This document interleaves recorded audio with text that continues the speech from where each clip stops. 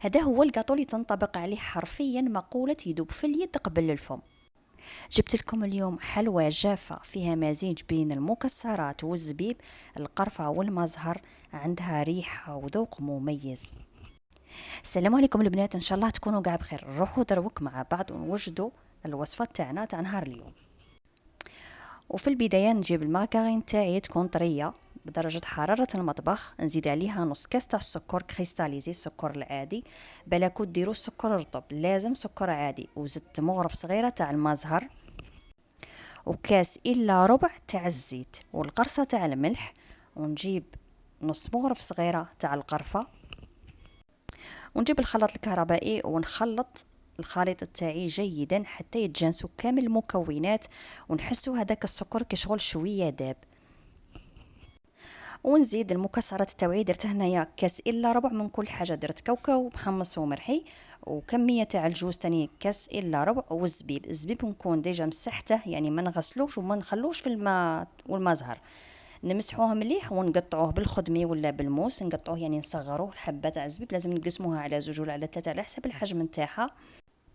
والجوز نديره كونكاسي شاوا، يكونوا الحبات تاعه القطع تاع الجوز يكونوا شويه صغار. هنايا ضفت كميه تاع الفرينه ووحده تاع خميره كيميائيه، ونقعد نخلط كيما هكا بالملعقه. اما بالنسبه للجوز مادام جبدنا عليه، لازم كي تشروه لازم مباشره تروحوا تغسلوه، ديروه تحت الماء وتحكوه مليح بين يديكم حتى يصفى هذاك الماء. حطوه في بلا وخلوه ينشف على خاطره، ولا كنتو مسحقينه ديروه في الفرن، تكونوا ديجا شعلتوه وطفيتوه وتحطوه في الفرن، يعني ما تشعلوش عليه الفرن. من بعد ما ينشف مليح ديروه في المجمد، وقت ما تسحقوه تلقوه واجد. نرجعوا للوصفه تاعنا. شوفوا هنا راني نضيف الفرينه حتى نتحصل العجينه تكون شاده روحها.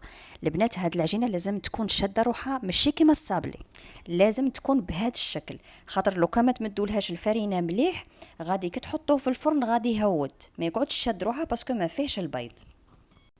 ونبدا نشكل فيها انا بهذا الطابع. بعد ما نكون درتها في الفرينه باه ما يلصقليش، ندير كره هنايا ونشكله بهذه الطريقه، وكل واحد يدير الشكل اللي عنده.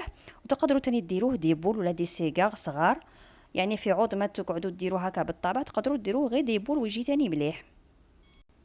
نكمل انا نطبع كاع العجينه نتاعي ونحطها في البلا اللي يدخل للفرن، نكون مسخنه الفرن مسبقا حتى يطيبوا مليح ويتحمروا. بعد ما يطيب الكاطو تاعي ويتحمر مليح في الفرن، ما نرمدهش مباشره، لازم تخلوه يريح، يعني ما تمسوش، خلوه كيما راه في البلاط تاعه في بلاصته، ما تحركوش. اذا درتوه الصباح خلوه حتى الحشيه، ديروا لها المرحله هذه تاع سكر غلاس. واذا درتوه في الحشيه خلوه حتى الغدوه من داك وديروا له سكر غلاس باه يشد روحها، باسكو اذا حاولتوا ترفدوه راه ما غاديش يقعد في يدكم، يعني غادي يتفتت. كيما قلت لكم هذا الكاطو راه يذوب في اليد قبل الفم، غدوه من داك تلقوه شد روحه وتلقوه شباب، يعني تقدروا تخدموا به بكل اريحيه. نكمل نرمد كاع الحبات تاع الكاطو تاعي في السكر غلاس، ومن بعد نتلاقوا ونشوفوه في الطبق النهائي.